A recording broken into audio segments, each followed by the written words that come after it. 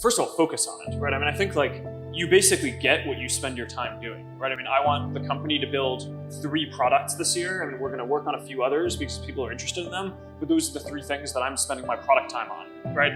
You get what you put into it. If you spend a third of your time trying to make the people around you better through getting better people, mentoring, getting them to be better, getting the best people in your organization into more impactful roles, then I think over time that just accrues and you get a better organization.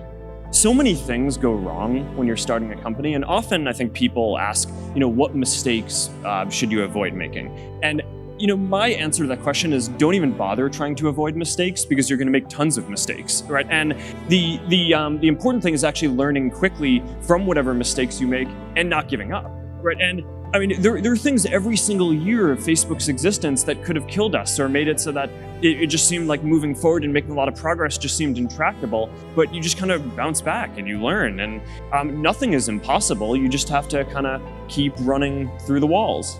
When you're starting something, it's just kind of hard. You need to be pretty headstrong about it, right? There are going to be all these challenges that come up, and I think the main thing that you need to do is just not give up, right? And kind of know what you want to do.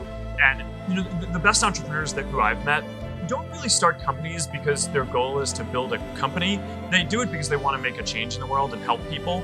And I think if you kind of stay true to that, and if you just focus on kind of powering through no matter what the challenges are that will inevitably come up in your path, then you'll find that there are lots of tools that are available and a lot of people who will help you build what you're building.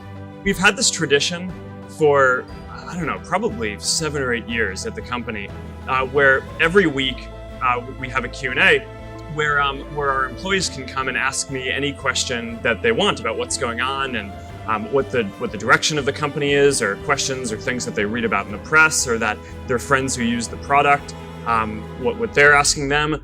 And it's been this really important tradition for us, both because we really believe in openness and communication, and that's kind of what Facebook is all about. But it's also really important for me and for running the company to be able to get feedback, right? And to be able to learn what's on people's minds, what our employees and folks who are part of our team are thinking about, and just kind of a lot of the time there are good questions that people ask that change the way that we think about what we're building and what we're here to do in the world, and that often make us go think and reevaluate how we should be approaching different problems.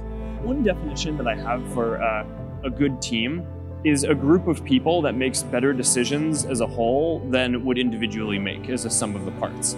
And I think most smart people like learning, right? And I mean, that's like one of the thrills of starting a company, right? Is the learning curve can be so steep. And if you can set up a team dynamic where you're constantly learning from the people around you, then I mean, what's better, right? It's like, these are the people I wake up every morning and I want to go learn from. And when building a team, you want to think about the dynamics, so that way you can maintain this property that the team makes better decisions as a group than any individual would.